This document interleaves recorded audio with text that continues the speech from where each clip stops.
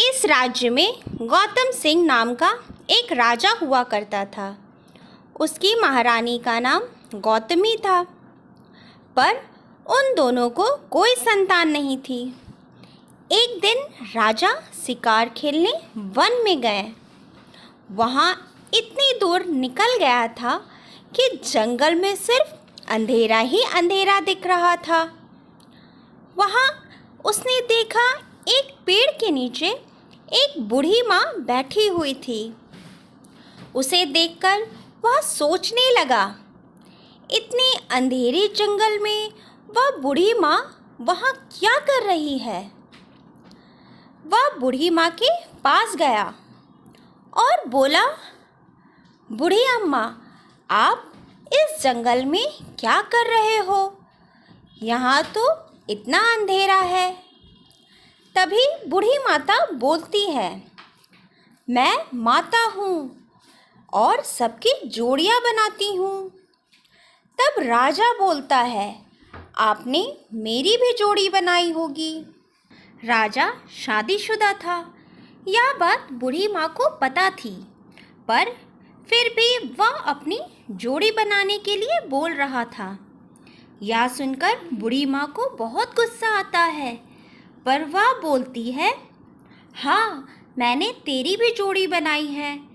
तब राजा बोलता है, क्या आप मुझे बता सकते हो आपने किसके साथ मेरी जोड़ी बनाई है?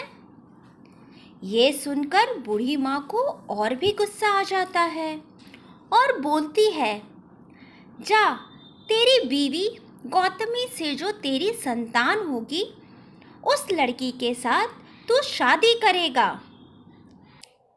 तू शादीशुदा होने के बावजूद अपनी जोड़ी बनवाने के लिए बोल रहा था। जा, मैं श्राप देती हूँ, तू अपनी ही बेटी से शादी करेगा। तब राजा ने क्षमा मांगी और बोला, माता, मुझे माफ़ कर दो, मुझे ऐसा श्राप मत दो। तब माता ने बोला, मेरा श्राप वापस नहीं हो सकता।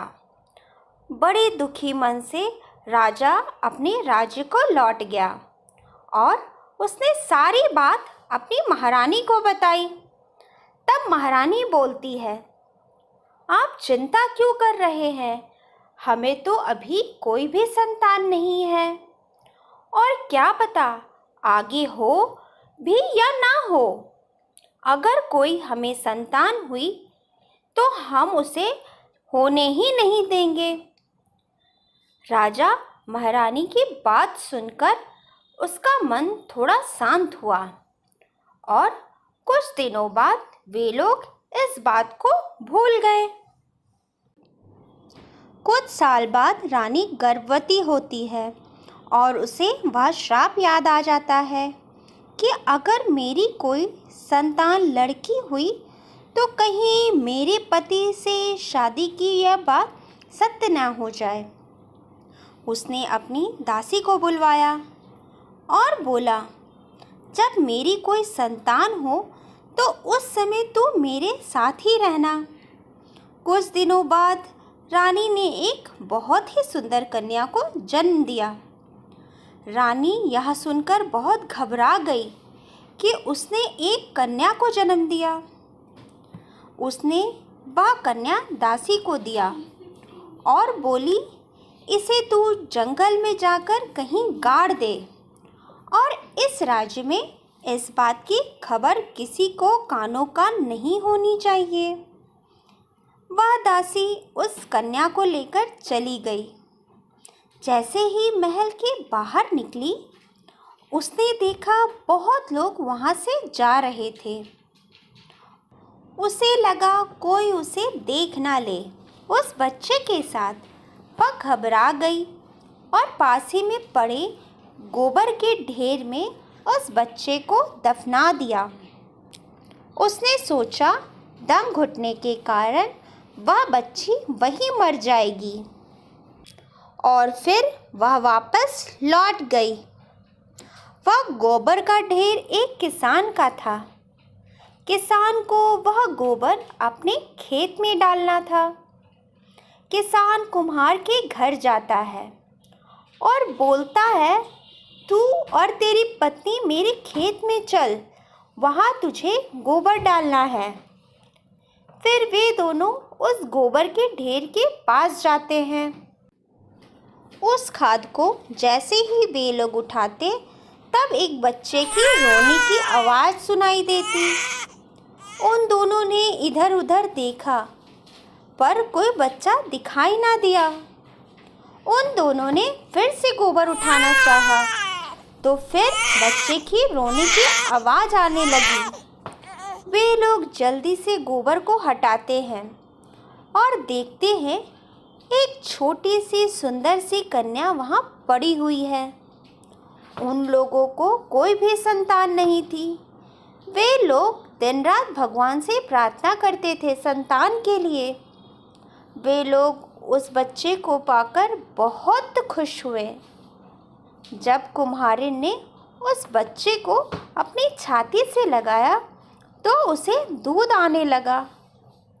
यह भगवान की महिमा थी जो उन दोनों को संतान का सुख मिला। वे दोनों उस बच्ची को लेकर अपने घर चले गए और उसका नाम मोहिनी रखा। धीरे धीरे वह बड़ी होने लगी। उसके जैसा सुंदर उस नगर में कोई ना था। एक दिन मोहिनी बकरी को चराने जंगल ले गई। उस समय उस राज्य का राजा गौतम सिंह वहाँ पर आया हुआ था और उसकी सुंदरता को देखकर वह मोहित हो गया और मन ही मन उससे विवाह करने का तय कर लिया। उसने घर आकर सारी बात अपनी महारानी को बतलाई। महारानी बोली, आप चिंता ना करें, मैं उस लड़की के घर का पता लगाती हूँ। गुप्तचरों से उसने पता लगाया तो पता चला वह एक कुम्हार की लड़की है। राजा ने अपनी रानी से बोला, आप विवाह का प्रस्ताव उस लड़की के घर भेजिए। रानी ने विवाह का प्रस्ताव एक ब्राह्मण के हाथ भेजा। ब्राह्मण उस लड़की के घर गए और उसके पिता को बोला कि राजा आपकी पुत्री को बहुत पसंद करते हैं और उसके साथ विवाह करना चाहते हैं। तब कुम्हार ने कहा, हमारी और राजा साहब की क्या बराबरी, यह कैसे हो सकता है? ब्राह्मण ने तब कुम्हार से बोला, राजा तुम्हारी बेटी से विवाह करना चाहते हैं और उसे रानी बनाकर रखेंगे। बस तू विवाह के लिए इनकार मत करना, तेरी बेटी के तो भाग्य ही खुल गए हैं। फिर कुम्हार और कुम्हारिन शादी के लिए मान जाते हैं। राजा और मोहिनी जो उसकी बेटी थी, उन दोनों की शादी हो जाती है। राजा मोहिनी को पाकर बहुत खुश था। शाम का समय था। महारानी गौतमी अपने छत पर खड़ी थी। महल के पीछे एक बकरा और बकरी बातें कर रहे थे। बकरा बकरी से बोलता है, आज तो बहुत अनर्थ हो रहा है। राजा ने अपनी ही बेटी से विवाह किया है और उसे अपनी रानी बनाने जा रहा है। इतना बड़ा पाप कभी नहीं हुआ होगा। यह सब बात रानी गौतमी सुन रही थी। तब बकरी ने पूछा, यह सब कैसे हुआ? तब बकरे ने सारी बात बता दी जो जो राजा के साथ हुआ था। रानी को यह सब सुनकर बहुत पछतावा हुआ और भगवान से प्रार्थना करने लगी, हे भगवान, यह घोर पाप मेरे से कैसे हो गया? मुझे इसकी सज़ा मिलनी चाहिए। उधर बकरा और बकरी भी भगवान से प्रार्थना कर रहे थे, भगवान हमारे सोचने और बोलने की शक्ति ले लीजिए ताकि हम ना सोच पाए और ना ही किसी को यह बात बोल सके। भगवान ने तुरंत ही उन दोनों से यह शक्ति वापस ले ली। उधर महारानी गौतमी भी धरती माता से प्रार्थना करने लगी, हे धरती माता, मैं ऐसा अनर्थ नहीं देख पाऊंगी। मुझे अपनी गोद में समा ले। धरती फटने लगी और गौतमी उस धरती के नीचे जा बैठी। यह देखकर सभी लोग शोर मचाने लगे और जोर जोर से चिल्लाने लगे। शोर सुनकर राजा वहाँ पर आ गए और उसने देखा रानी उस धरती के गोद में जा बैठी है।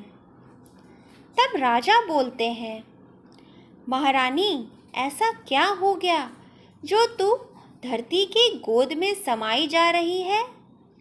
रानी बोलती है, महाराज, मुझसे घोर अनर्थ हो गया है। और रानी ने सारी बात बता दी।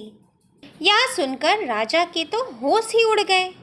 तब राजा बोलता है, इसमें तू ही कसूरवार नहीं है, मैं भी तेरे साथ उतना ही भागीदार हूँ। तू अकेली इस धरती के गोद में नहीं समाएगी, मैं भी तुम्हारे साथ चलूँगा। राजा ने जाने से पहले यह घोषणा करवा दी कि आज के बाद मोहिनी उसकी बेटी ही सारा राज्य देखेगी और संभालेगी। यह बोलकर वह धरती में समा गया। वे दोनों उस धरती में समा गए और उसके बाद मोहिनी ने ही सारा राजपाट संभाला। तो दोस्तों, आपको कहानी कैसी लगी हमें कमेंट करके ज़रूर बताएं और ऐसी ही कहानी देखने के लिए हमारे चैनल को सब्सक्राइब करना ना भूलें। राधे राधे।